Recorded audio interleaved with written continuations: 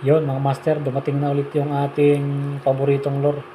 So nadonitan tayo ng dalawa ng nakaraan nating fishing at yung pala yung last na.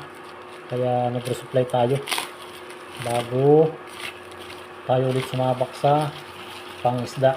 Ito yon, no? Ito iba. Tama pala. Ito yung paborito nating lure mga master. Ito yung pang-harvest natin ng lapo saka ng ibang isda. Ito yung ginamit ko nung nakaraan.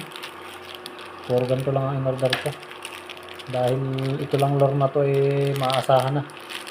Yan, parang iba ang kulay ngayon. Ganun din pala, parang medyo maliit. So yun mga master, sa mga magpi-fishing dyan, try nyo to sa spot nyo at sinisiguro ko magugustuhan nyo din to. Yan, yan, fish on mga master.